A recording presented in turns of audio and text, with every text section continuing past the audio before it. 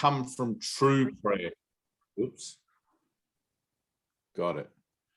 It doesn't come from true prayer. It's an echo of true prayer, just as life on earth is an echo of true life or another form of life, right? It's a reflection. It's a reverberation in a mirror darkly, in a glass darkly. It's not the true reflection. So when you offer prayer, you kind of have to go through this whole jungle, right? An emotional, mental jungle of prayer, where initially you'll start off saying, oh God, I'll be a good person if you can help me get through this situation, or I promise I'll give up smoking if only this occurs. And we'd make all these kind of like entreatments in our prayer to try and wheedle the best out of a given situation where we feel like our only resource left is God. And we even try to haggle with God, right? Whereas the highest form of prayer is gratitude. But you can't jump from being a typical human giving off lip service as prayer to being grateful, because the bridge hasn't been made, right? The bridge hasn't been crossed. And it's in the crossing of the bridge between the worlds that you transform your relationships and see that you're supported by a higher power, right? Now, whether you're doing that as a religious observance or whether you're practicing the course or whatever, it doesn't really matter, because by its purpose alone, it gives it an element of truth. It leans towards truth, right? So it doesn't matter what your path to truth is. Some are faster, some are slower. But the reason that we're doing the course is because of its expediency in bringing about the reversal as quickly as possible. Okay, 365 lessons. You don't get that anywhere else. It could take you years and years and years. So as we're doing these lessons, what we're actually seeing as we transit from one thing to the next is our falsity, right? Being a journey into fear, we're seeing our falsity. We're not seeing our truth. The course can't show us our truth. No one can tell you what love is. It's an experience that you have to have. It's like Jesus says, miracles, you're right, but purification is necessary first. So the purification that we go through in doing the lessons and moreover, the application of the principles that the lessons embody is the stepping stones across that bridge, or the footsteps that we take across that bridge. And every time we take a step, it's always the same way in faith. And the precedence of any act of faith is always prayer. Okay. So when we pray initially, and I remember from my own experiences of prayer initially, it's like, why aren't my prayers ever answered? Why doesn't God answer my prayers? Doesn't he hear me? Doesn't he love me? And there's all this doubt, right? Because the prayers are offered from doubt, right? The prayers are offered from a place of lack, a place of need, rather than a place of gratitude and an acceptance of the fulfillment of God's promise within me now. Okay, which is why when we're learning to live from spirit, it doesn't take time. We can live from spirit now. But what happens is you say, you make a declaration, I'm going to live from spirit now. And the next thing that happens is some situation, person or event shows up to convince you that you're a body again. And you get to see how false your declaration is. You get to see how weak your declaration is. There's nothing wrong with that, because it's a learning process, right? You learn better by forgetting. And it's through seeing where it is that you're actually really at with your own integrity in prayer that you're able to make changes. Okay. Now, those changes are always helpful. Change is always helpful, but it's always going to be a letting go of some old perception or perspective of self and a walking into the new frame, which is always countenanced by the unknown. Okay, you're always facing the unknown. You don't know what God is, what love is, because you've forgotten, but I'm willing to take a leap of faith and step into that unknown moment, trusting that God's going to catch me, or God will support me, and God will be my power, right? If the prayer of the heart is filled with integrity, then in the moment where you take the leap of faith, you will recognize the support because it's always presented in a way you can recognize. It wouldn't be helpful to, present the divinity of the universe to you in a way where you didn't know what the hell was going on, right? It has to be out of accord with what you would associate with as normal occurrence, right? Now, you may say, oh, that was phenomena, or that was coincidence, or that was synchronicity, or that was a fluke, all these sorts of things. And there's many terms for all the sorts of weird things that happen on a spiritual journey if you're actually applying the principles properly. But they are all God, right? It doesn't matter whether you want to bracket it as phenomena or whether you want to bracket it as coincidence or whatever. It's all God because God is everything, right? Learning then to let go of the preconceived ideas of what God is or what God should look like on my journey as far as what I think love is, right? Learning to let go of what I think love is and accept love as it is, as it shows up, is part of the unraveling process of coming to accept God as all things, right?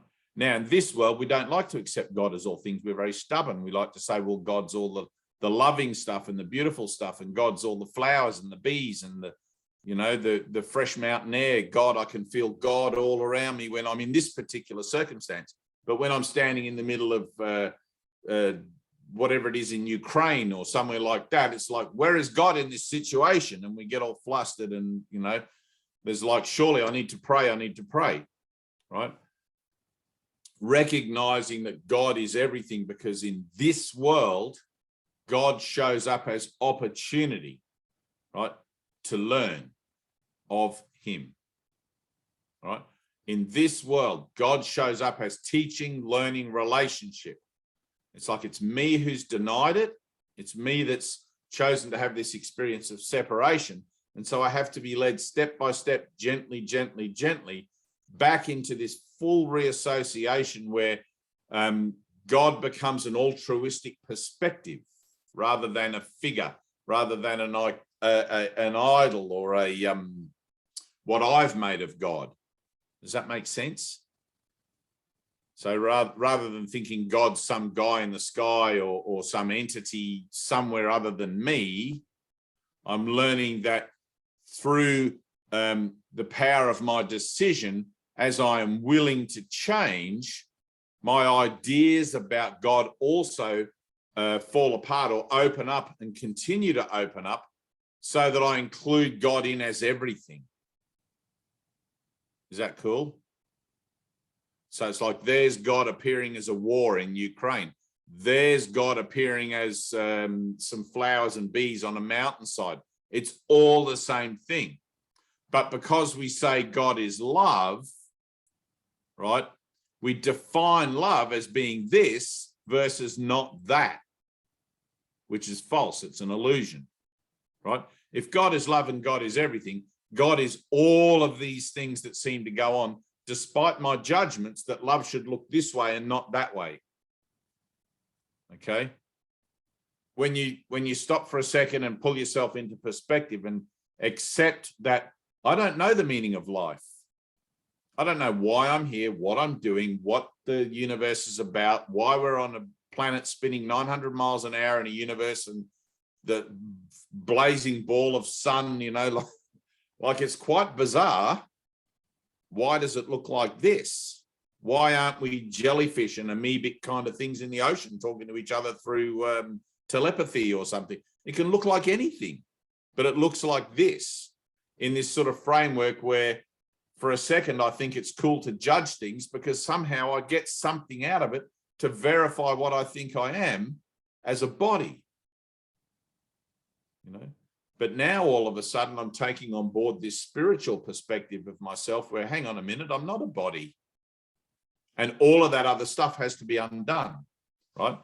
Prayer then is part of the stuff that has to be undone. My ideas of prayer, because my ideas of prayer initially are praying for this situation to get better so that it's more like other situations that I call loving, right? That's not prayer.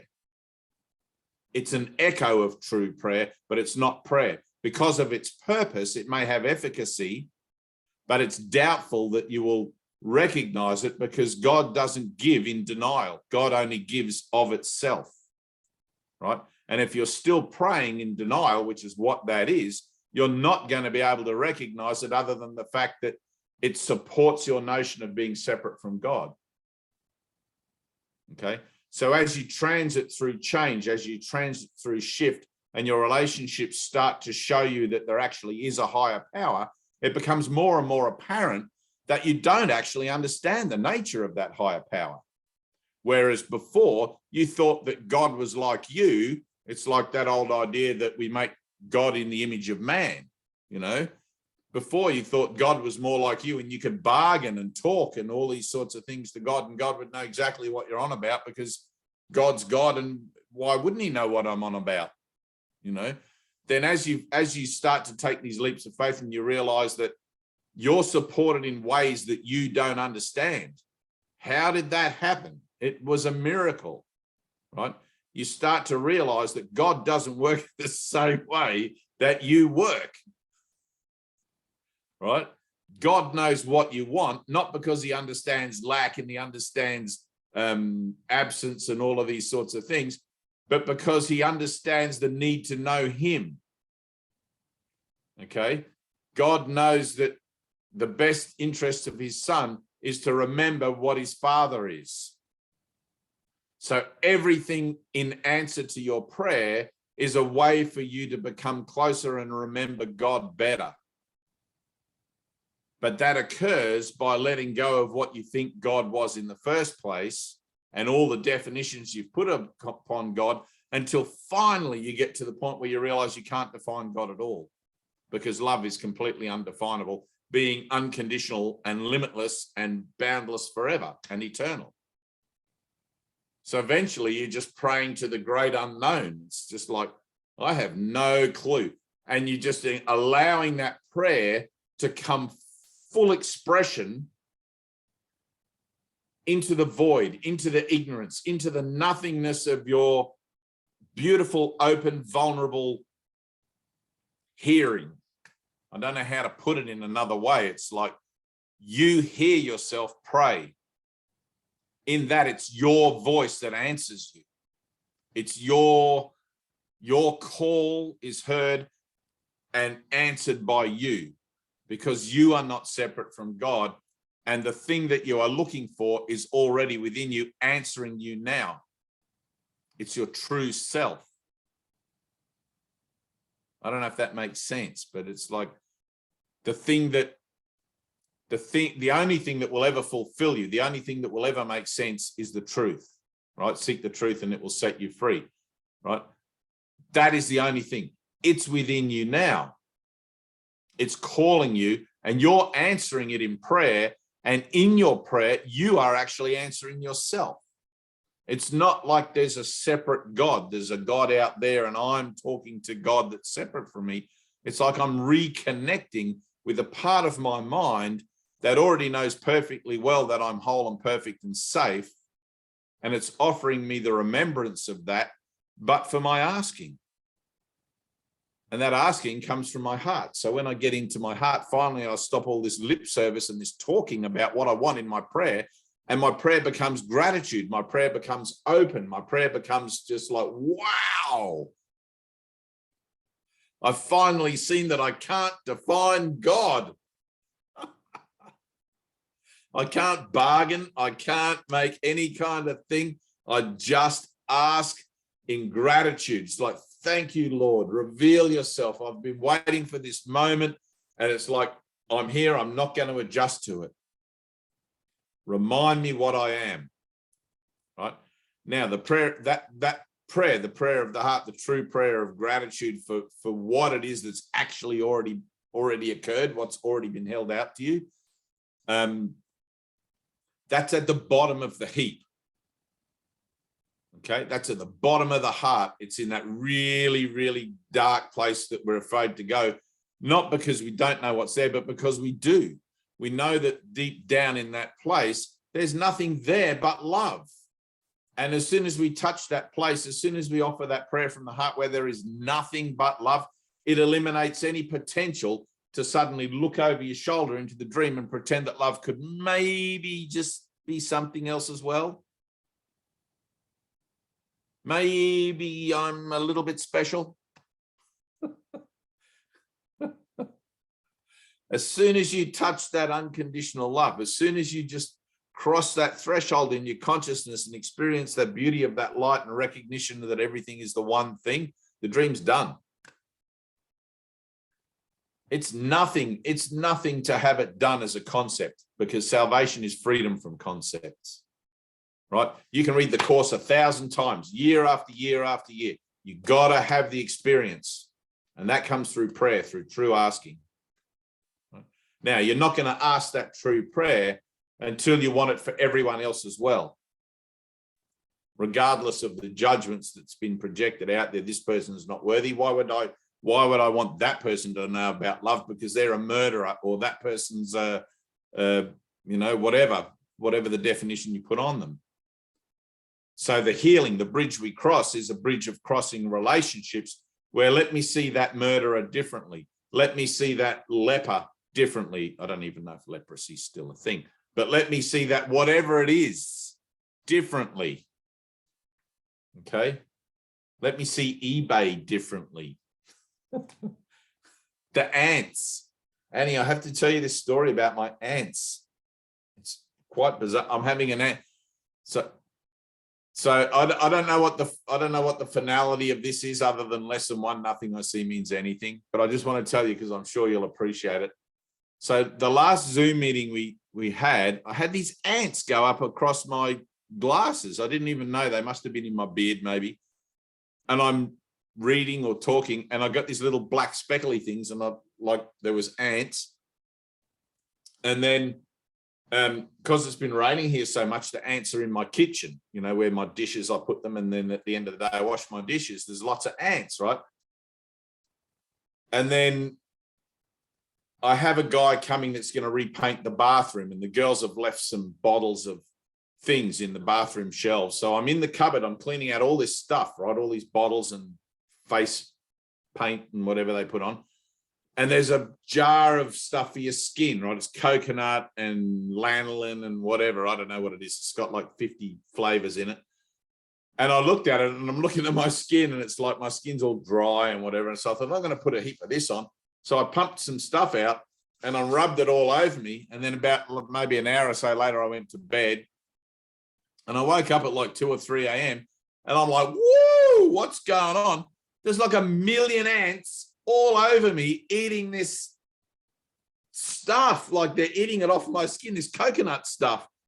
It's like I was smothered in ants. Like I was literally head to toe in ants. I put it on my face, on my everywhere I could reach. It's like, what the hell? I'm having an ant healing. I thought it was just kind of funny, and I had to get up and change my sheets, and there's like dead ants, and I was like, oh. Anyway, I don't know where I'm going with that, but they say things happen in threes, so I'm waiting for my next ant. My next ant adventure, but nothing I see means anything. The ants don't mean anything, and it's just another opportunity to be grateful, So everything being an act of healing, the ants are healing me somehow. There's a catalyst there, like I'm remembering through my relationship with ants to be grateful, Anyway, I wanted to talk about prayer that way, because that's all there is to this. It's literally all there is to this. And I had somebody this week on my page who was asking for money to go to some workshop. You probably noticed the post I put up today or yesterday, whatever it was, asking for money from anyone who would listen to, so they could go and attend some spiritual workshop, which is just like, how anyone ever hears this message finally, I don't know, right? I really have no clue, because at the end of the day, it's prayer. That's it. Get on your knees and pray, right? That'll be $1,000. Thanks for that information. And I just thought, you know, like I have to put this declaration out there that all of these bloody faith peddlers and all of these people, like there was one guy that was charging $3,500 to go to Costa Rica for a week. It's like, why not just ready? Let's forgive now. And here we are. This is it. Ready? Join me in this moment. It doesn't take a week. It doesn't take an air flight to anywhere. It's ready. It's here and now. This is it. It's a choice. It's a decision to be happy. That's it. Now stay in that decision. Make the decision and stay in it. And the next thing that's going to happen, of course, is somebody's going to come along to dim your shine or cast the shade. That's what all the kids are saying now, the cool kids. Don't throw shade on me, man. You know, do they say that in America? Do they don't throw the shade? Yeah, 5 years ago. I'm a little behind. But so I put a declaration on my page, and I'm always looking for what I react to in what comes back. So when you make a declaration, right? So you'll notice as you go through your own process, you'll notice that your lack of integrity demands attention, right? You wouldn't need the course. You wouldn't need anything if you had total integrity in this moment here and now, right? But because we don't believe in ourselves, we don't love ourselves unconditionally, we have this course with 365 lessons for dummies, and we have to do this whole process, right? Now, in the doing of the process, you'll see where your prayer fails, right? And Jesus says, I stand halfway between man and God in case your prayer fails.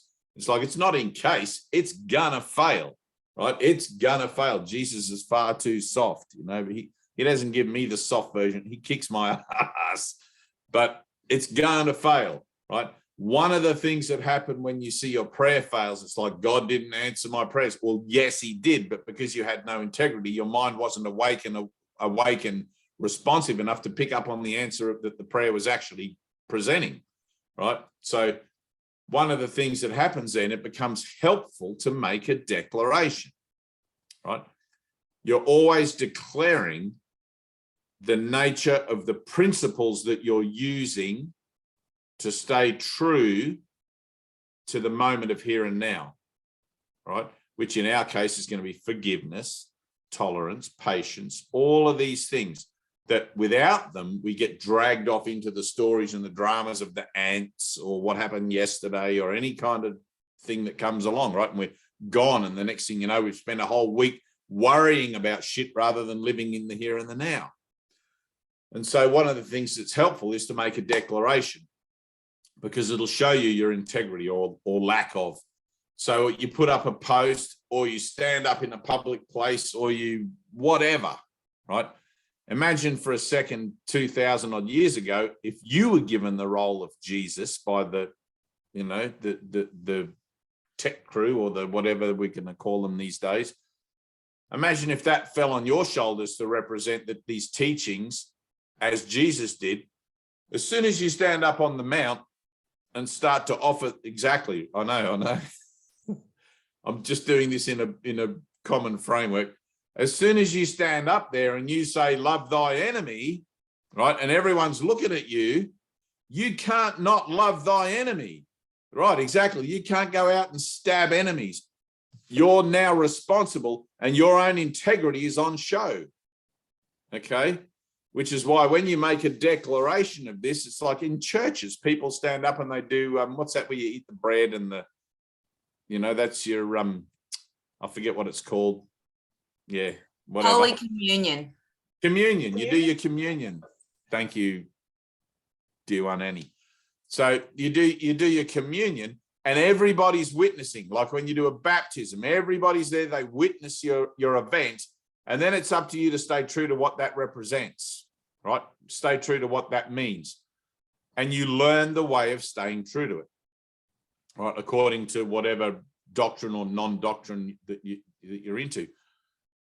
So when you make a declaration, I'm whole and perfect as God created me, the world, which represents the denial of that, which it always will, is always going to present you with an opportunity to forgive your own denial of that. Something's going to show up, some person, situation, or event to show up to convince you that you're crazy, or that maybe you're not as God created you for some reason or whatever, and that you're a body. Because the world will always, that's its purpose, the purpose you've given it, the world will always present you the notion that you're a body, because the ego, which is the world, is the domain of ego, only knows what's within its own framework of association. It doesn't know what's outside of it. Okay? So it can't offer you validation of your declaration. All it can say is, don't be silly, just come back and join the party of death, right? And you're either going to react to it, which verifies the party of death, right? And then make it real to you, and then whoop, you're back in it. Or you're going to stand defenseless in the face of the rejection of your declaration and let the pieces fall where they may. All right? Now, that's going to take a moment of faith as well, because a lot of things, a lot of people, and especially those closest to you, like a prophet's never welcome in their own home, those closest to you are going to go, what the hell have you been smoking? What are you on? What do you mean I am as God created me? Right? And I'm talking in a formal declaration here, something like that. As soon as you say, well, this is how it is, and that's blah, blah, blah, blah, blah, you're validating the denial. Do you get that? Right? You're giving credence to the idea of that your declaration possibly needs to be backed up somehow. It doesn't. God is the guarantee of it. Okay? God is the guarantee of your declaration that you're whole and perfect. In that declaration, you're truing up. You're putting your finger on your own nose, saying, I am as God created me. The world can do whatever the hell it wants. I don't care. Right? It's gonna reject you. Jesus said, don't expect to teach this teaching and get any better treatment than I got. Right? The world does not want to hear that there is no world. The world does not want to hear that you're whole and perfect, that you are the Christ along with me. Okay? But your declaration will bring to you the reflection or the residue of your denial. Right? It's an incredibly useful tool. And you'll get to see how much reaction you have, which is your residue or your karma, that still exists in counterpart to your declaration, right? In opposition to your declaration. Someone close to your mother or your spouse or whatever is going to say, I think you need medical help or psychological help. This spiritual stuff's going to your head and blah, blah, blah, and you're not like us anymore. That's a good thing. Okay? Not a good thing that you're not like them anymore, but that is being reflected back to you because you're in transition, right? If you were in a spiritual transition, in a process of spiritual transition, and you weren't changing, then I would tell you, go and do something else, right? But the fact that you're getting a reflection back that's concerned about what's going on for you or trying to bring you back into the fold, all of this sort of stuff, that's a good thing, right? That means you're following Jesus. The transformation is working. Don't defend yourself. Just keep making declarations, and then learn to be aware of when the denial of that declaration occurs, right? When it comes back to you, right? And see where it is that you react to it, because it's always going to trigger you. You're always going to get emotional. How dare you deny my spiritual journey? How dare, whatever. Who are you to judge me for my declaration? All these sorts of things. It's like, well, I'm only ever judging myself. And this person that's showing up is showing up as the residue of my own denial of my declaration. It's not someone else out there telling me I'm full of shit. It's me. It's my mind reflected out there denying my declaration. Right now, eventually you get to the point where as you refuse to defend yourself against your reflections, it'll bring you into a moment of like a pregnant pause. Right? If you've ever been in a restaurant with a group of people and then no one's got anything to say and there's like this moment and in your head, you're like, oh my God, am I going to really talk about the weather? Nice weather we're having. Am I going to try and break this pregnant pause with some meaningless, trivial shit, right? Don't do it, okay? In the moment where you make your declaration and it gets rejected and it's in your face and you feel all that emotionality, like you need to justify yourself or whatever, don't do that. You don't have to know what else to do, but just don't do that, right? That's going to bring up all that emotion. That's going to bring up all that anxiety about that moment, okay? On the flip side of that anxiety is God, okay? Or a holy instant, let's put it that way. On the flip side of that anxiety, if you refuse to adjust, if I refuse to adjust to my anxiety or my stress or my anger or my whatever, it has a threshold. There is only so much emotional load contained in any given situation, okay?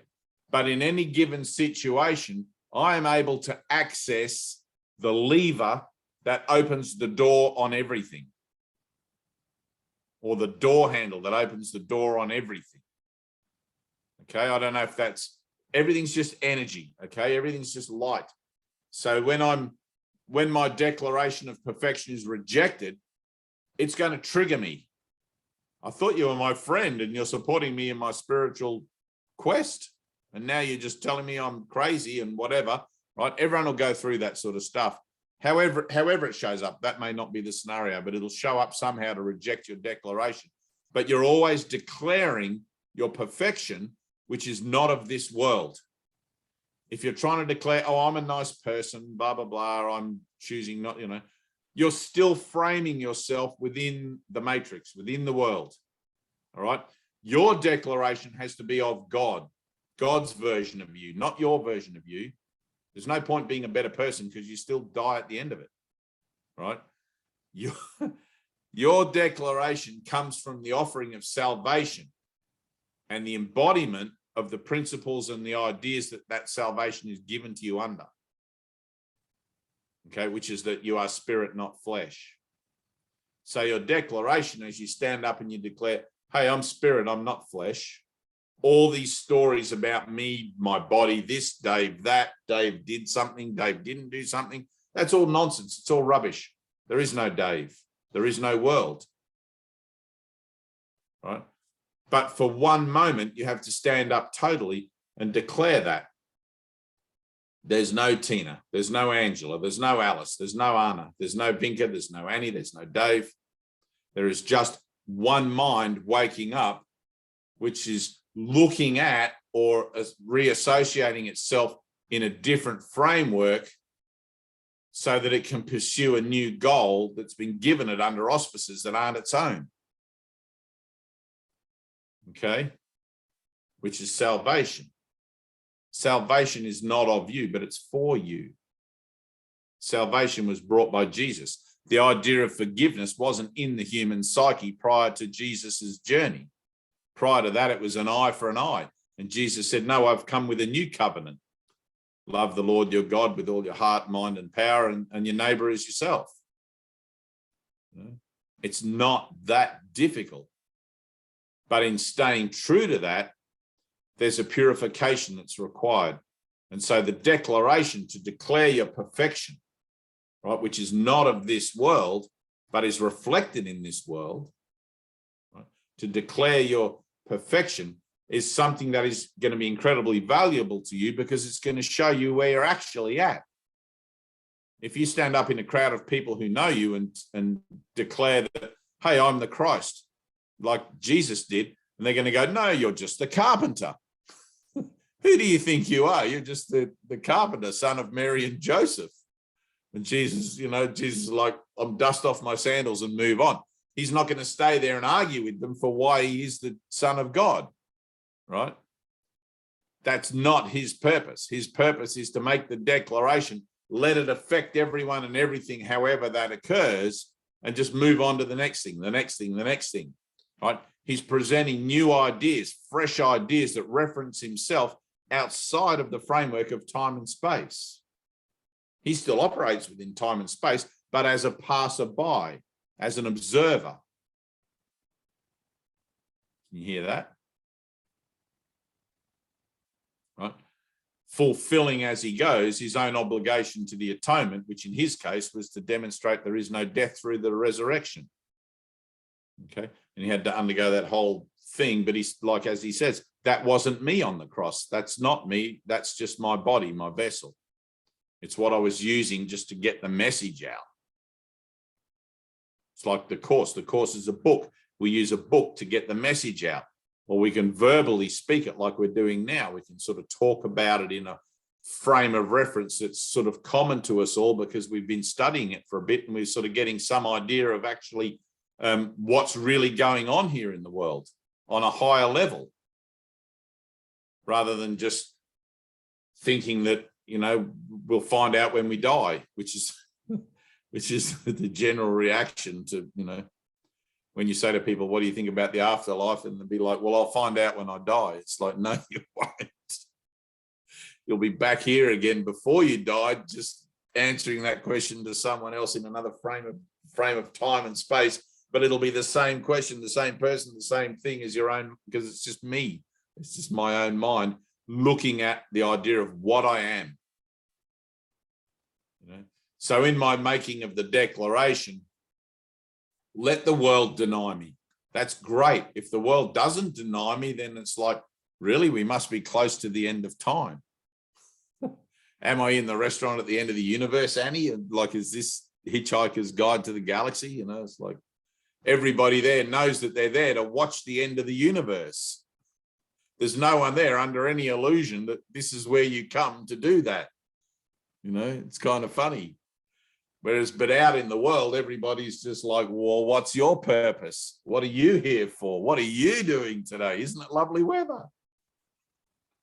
Trying to fill in that emptiness, trying to fill in that gap, trying to fill in that moment where we don't know what the fuck's going on, pardon the French, and make it real to ourselves that what we think is going on is actually what's going on, and it's not. You know? You have eyes but don't see and ears but don't hear. It's kind of funny stuff. Anyway, is that kind of clear? Anyone got a question about declarations? Did we cover that pretty well? So what we're going to do as an exercise now is to make a declaration. Okay?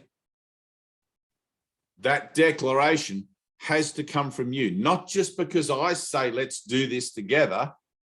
You've got to feel it in your heart. I want to make a declaration, right? It's got to be something that, imagine that your journey is an experiment. It's a bold experiment, right? I saw a bumper sticker once that said, life is either an incredible journey or nothing at all, right? Salvation is the most incredible journey there is. Enlightenment is the most incredible journey there is. You're either fully participating in it, or you're sitting on the sidelines going, no, I don't know. Maybe I'll do another workshop and spend $3,000, go to Costa Rica before I actually, you know, whatever.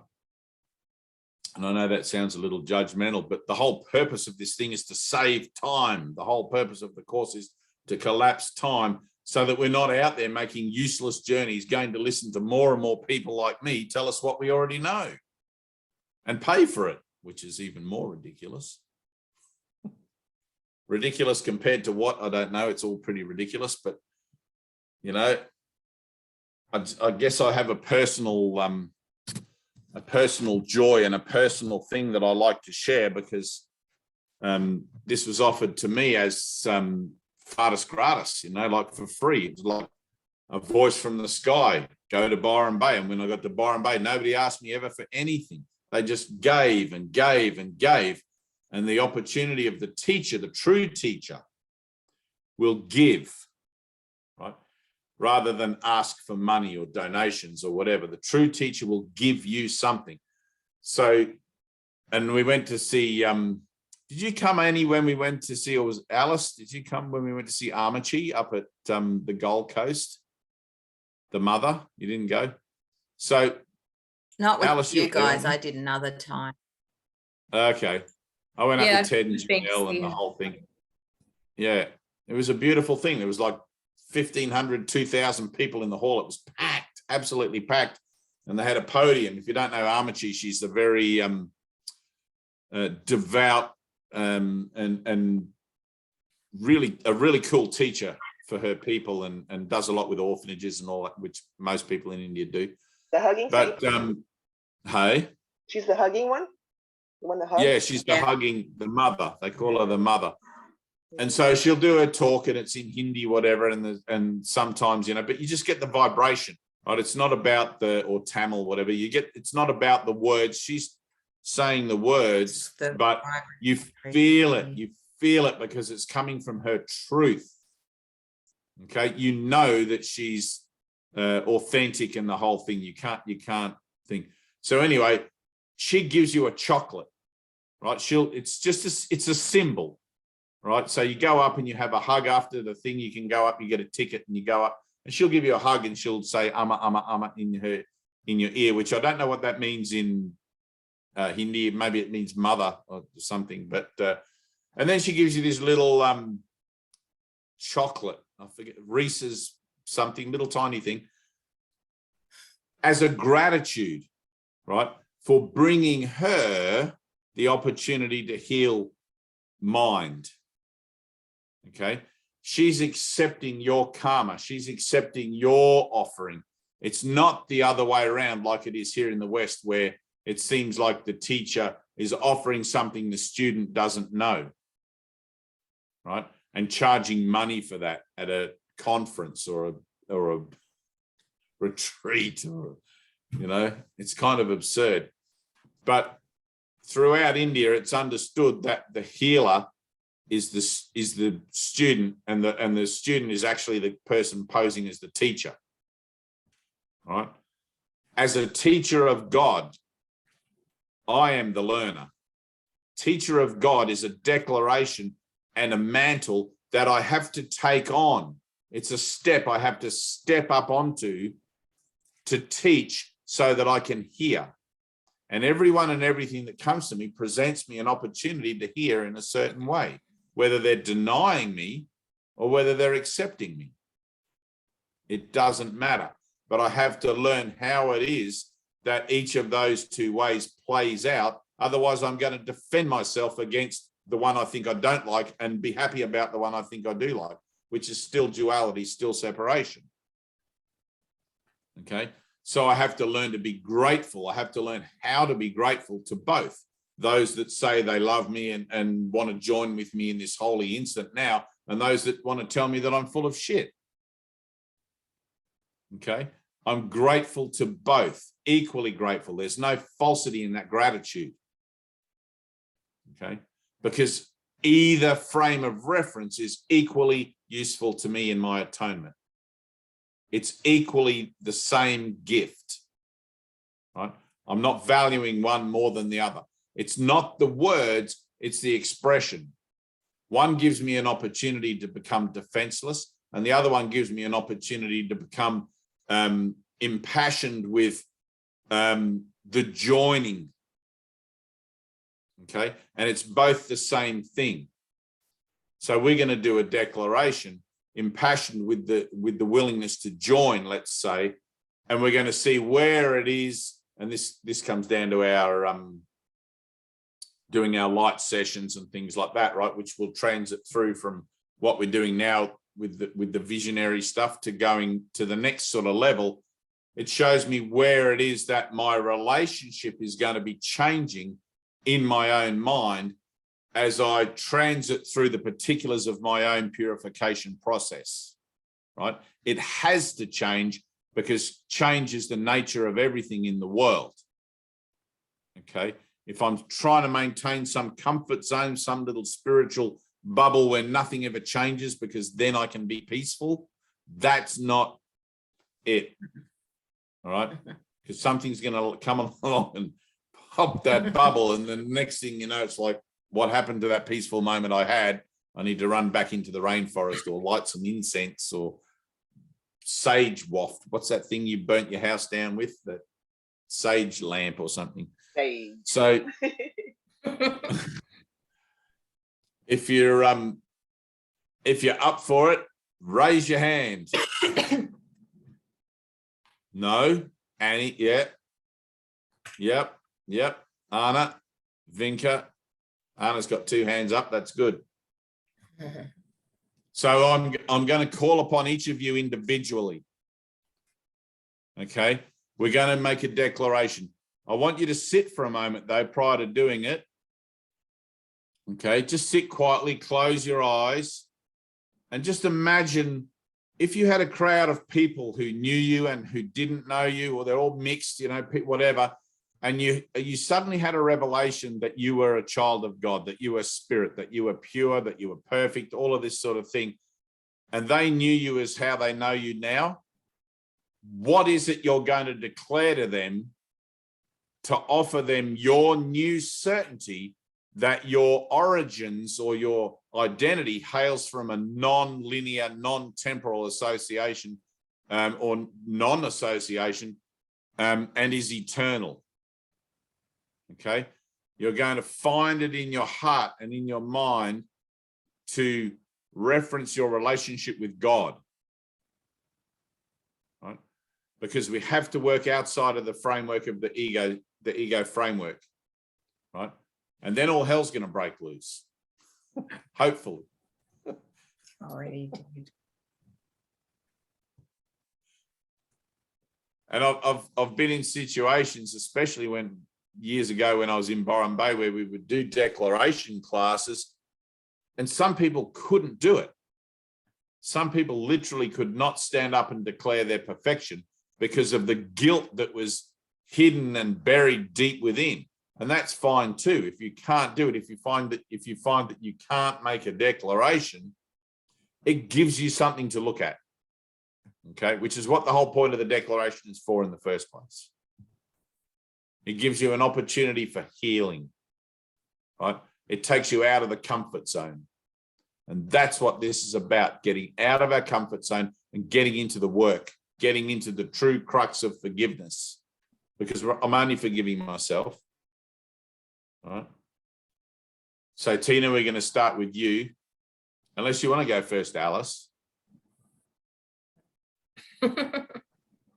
Okay. Cool. So just declare, I'm perfect. So I'm healed. I'm whole. I'm going to get you to stand up. Okay, I want you to stand up. When you're ready, take a deep breath and just connect with the spirit within you, connect with the Holy Spirit. And I want you to declare your perfection, right, which is not of this world.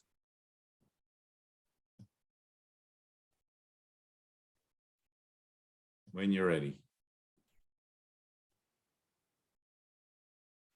And you'll get to see where you're at with it. Does it feel silly? Do I feel embarrassed doing this? All of these sorts of things. Everything's useful, right? Everything's useful. Everything is showing you a reflection or a, you know, where you're at with your own integrity, with the principles that that we're all here saying that we want to embody and apply so that we can get the results of doing that, right? But we're always here looking at how false we are. Okay. Yeah, I've just had 2 weeks of COVID, so I'm pretty ready. Say what again? You had 2 weeks what? Of COVID. Oh, good on you. That's a body. I'll join you in that for a second. But yeah, I'm not of this world. I'm spirit. I'm a healer and I'm healed.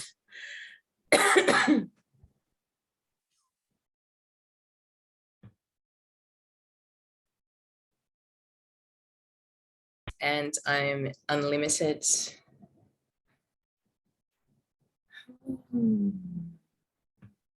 And I'm loved.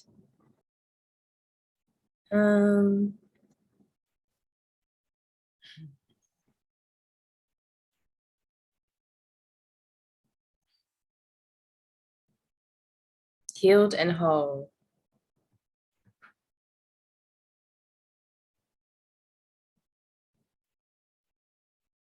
Thank you, Father. Thank you. Yeah.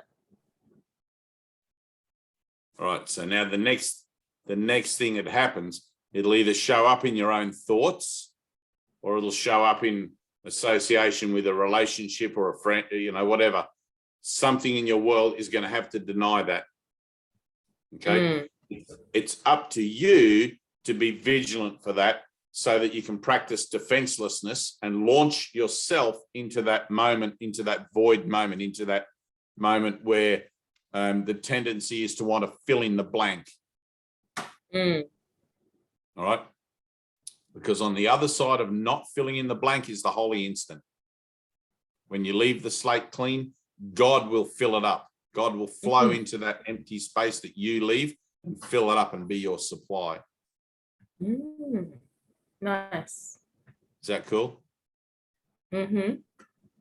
So your homework is to be vigilant for your declaration. That's nice. Annie, yeah. would you do one?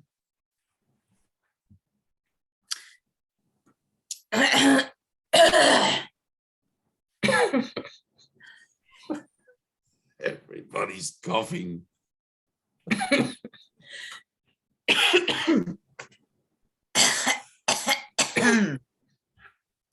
Just thinking about it's bringing the fur ball up. Right. Right. Good. Alice took the words out of my mouth. I was going to say too, I'm not of this world. I am pure, radiant light, ever extending, forever, perfect, whole, unspeakable.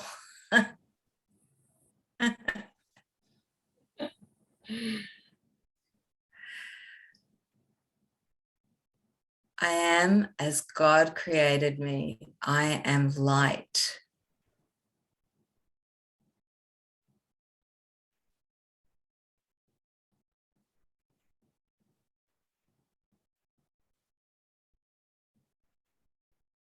There is only light.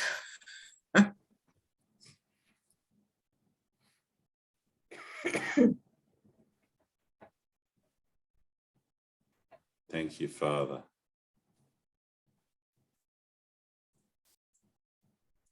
Anna, you want to have a crack at it? It's all or nothing. Sure. Take a breath.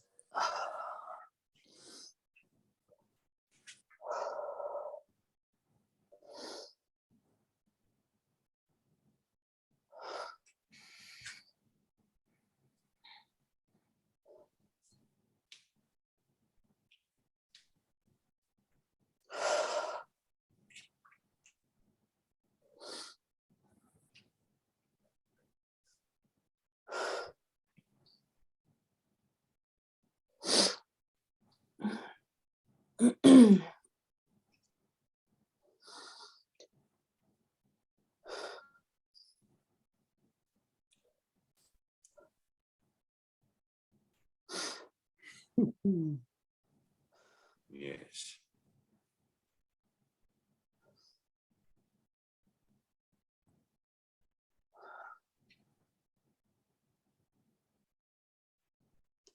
I am love's full expression,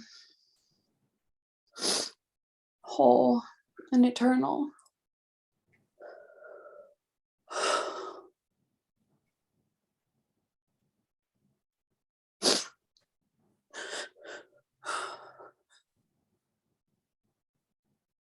One with my Father.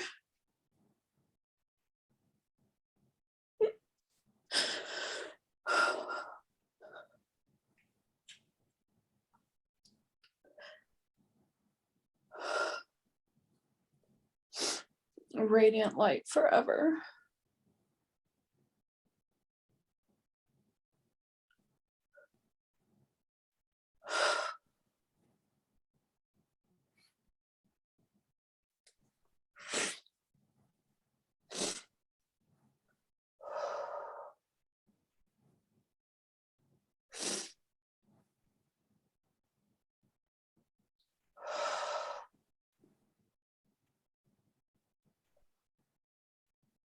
I am love.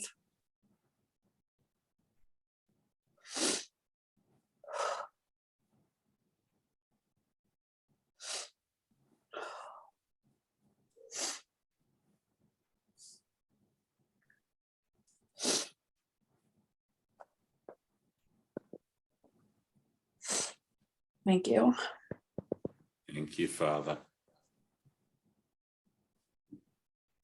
Tina.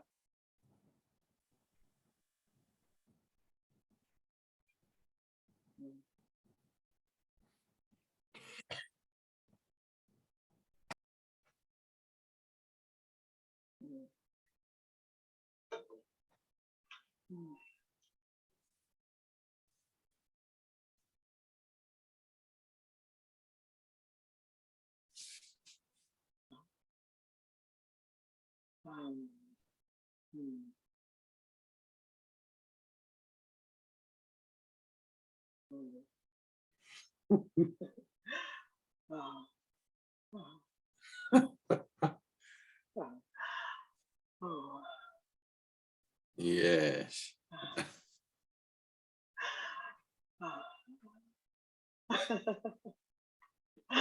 I am. Wow.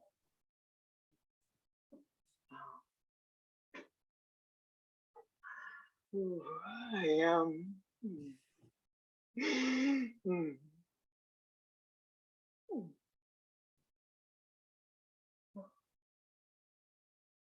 I am one with my Father. I am the perfect presence and expression of God's joy and light and life.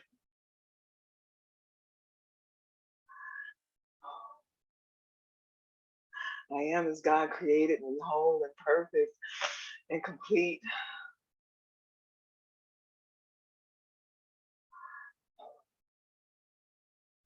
God's presence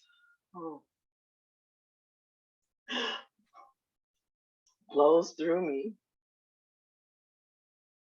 expresses fully through me.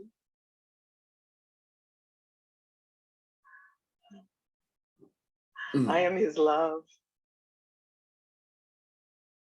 I am His fullness. I am His light.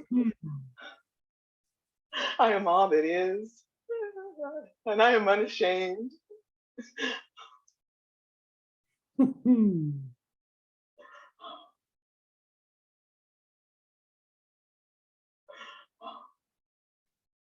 I am complete. I am beyond this world. I am one with you. I'm here.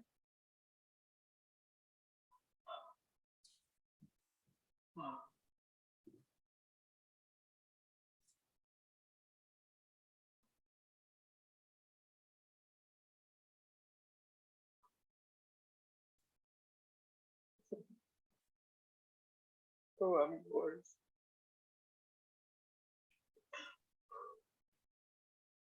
Thank you. Thank you, Father. Angela.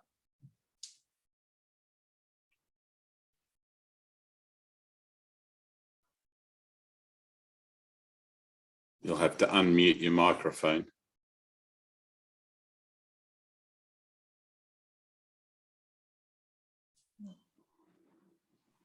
God.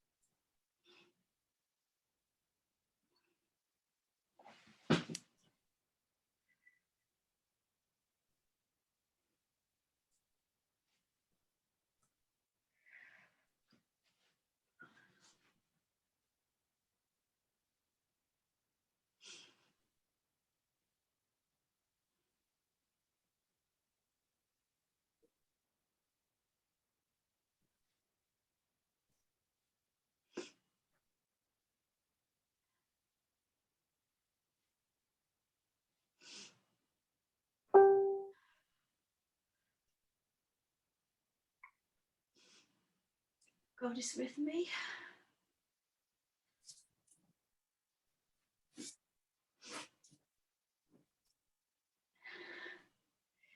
Yes. I know God is with me. So help me. He's with me everywhere I go. I feel it. God is the peace, the peace. God is the peace I feel. It's God.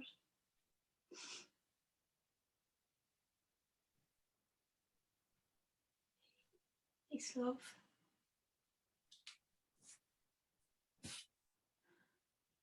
He's calm. God brings me the calm. God is calm. God's light is with me everywhere. I walk in God's light.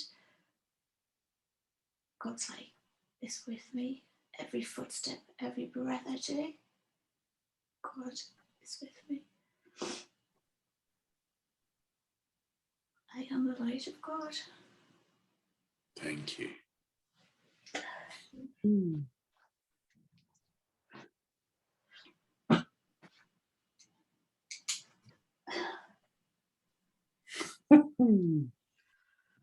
Thank you, Father. Vinka.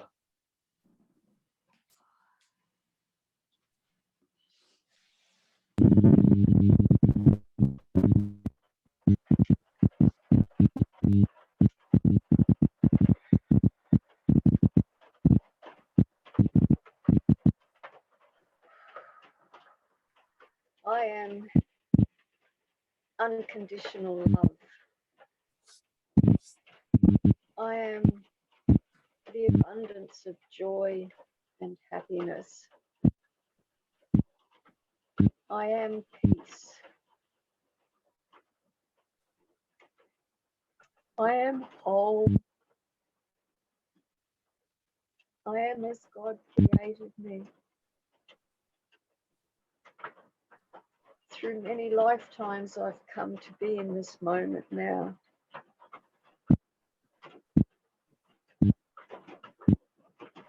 In this time and space. To be as the Creator created me. To be the abundance and the unconditional love, the peace and the joy and the wholeness and the holiness. How He created me, how He created all that is. Yes.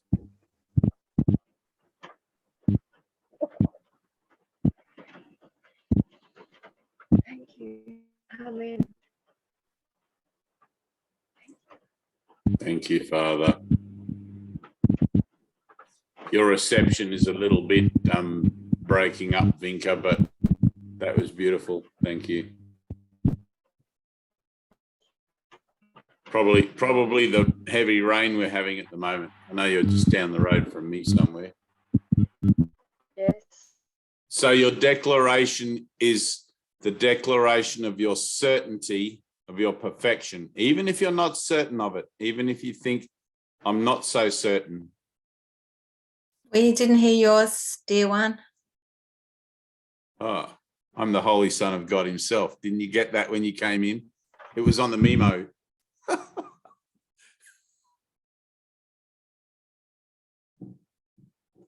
It's on billboards. Yes, yes. I'm perfect as my Father created me. Thank you. So your declaration is entirely personal and sacred and beautiful and wonderful. And try to carry it with you out into the world. Okay? Not in a way where you're verbally telling everybody perhaps, but in a way where you become aware when something challenges your declaration, right? And remember to be defenseless. Do not justify yourself in this world. A child of God needs not justify themselves for anything, right? The world cannot tell you who you are. The only verification you need is the one you already have within you, which is of God. That's it. The world cannot tell you who you are. Do not defend yourself and do not justify yourself to the imagery. Okay? That doesn't mean you don't be polite and don't be merciful and whatever in your words and things like that. But in the awareness of your declaration, there are those that will join you in it and those that will reject you. Jesus says they're either for you or against you. And as some of you could have seen just then, it brings up a lot of emotionality. All right? It's a very impassioned place to make a declaration of your perfection. You've been waiting to be let off the leash so that you could say that declaration for thousands of years, millions of years, and you feel good to do it. It feels good. I love to stand up and say that I'm perfect in a world that seems to want to condemn everything that does that. Right? All of a sudden, I'm the fly in the ointment and the world will have to reject me. Either that, or I'm going to compromise my declaration and get sucked back into the dramas of the world. I am the Christ along with you, and that is all I am. I'm not a Dave. I don't mind you using my name as Dave for a minute, but that only refers to my avatar, not to me. I'll call you by your names, but it only refers to your avatar, not to what you are with me in God, which is the Christ.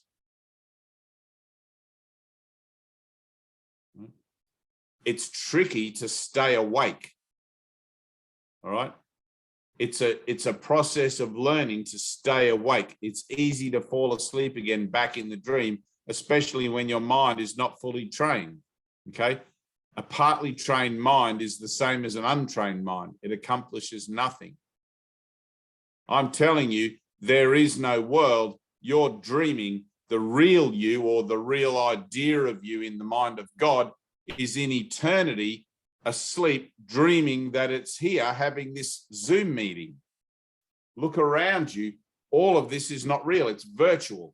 It's not what reality is because it's not eternal. Okay. Now you're awake. You're awake in your dream. Now it's up to you to awaken from the dream. Right? It's one thing to realize conceptually and associatively that the world could possibly be an illusion, that it might be just the Maya or the dreaming. Okay. In Australia, our Aboriginal people, the older ones at least, that still have a recall of their spiritual learnings, refer to the world as the dreaming. They're walking in their dreaming, and whatever they're doing, if they're going to the waterhole, it's their waterhole dreaming. That's how they talk about it. If they're climbing a mountain, they're climbing their mountain dreaming, or they're doing their mountain climbing dreaming. They always put the dreaming to everything. They're under no illusions of the fact that what they're doing isn't really real, but that instead of, in their perspective, instead of having this place where they awaken from it, they wait to be collected. They wait to be, and it's not really any different to our thing where God takes the final step himself. When their dreaming is finished, they know that the Spirit will come and get them.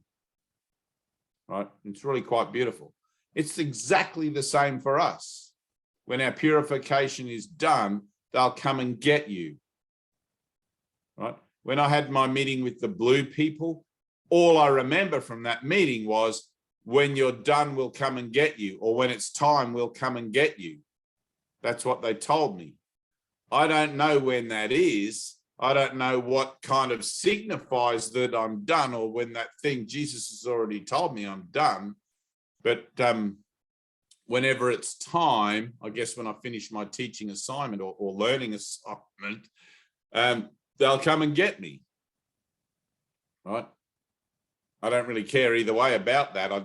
I have this other guarantee, this whole thing about my perfection from God, which is enough. Whatever's next, it'll be whatever it's going to be anyway, right? It's the same as whatever yesterday. It was always going to be whatever yesterday happened. It doesn't really matter. But my covenant is with God. Okay.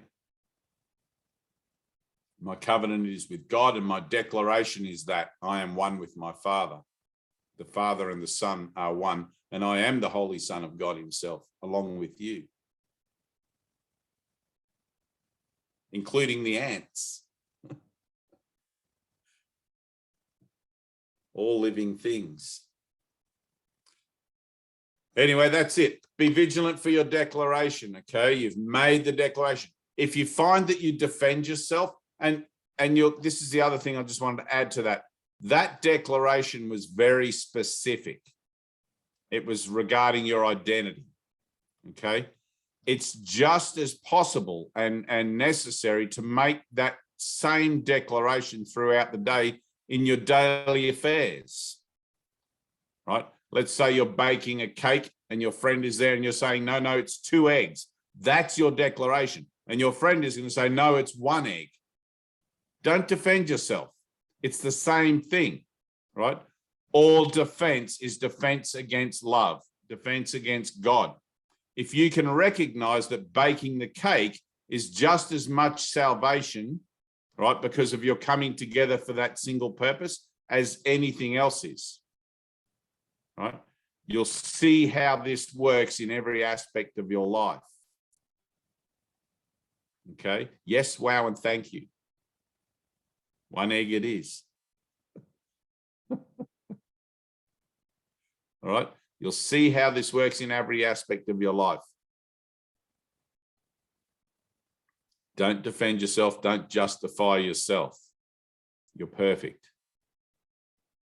You're perfect. This is a dream from which we're now learning how to awaken, because we already did. But that's another whole meeting. We'll get into that another time. Thanks for joining. I hope it's been helpful.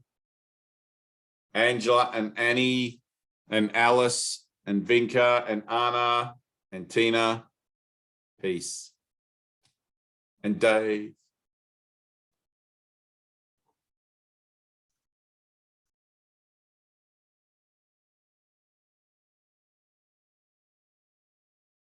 Bye, loves. These are hearts. See you next time. Bye, Alice.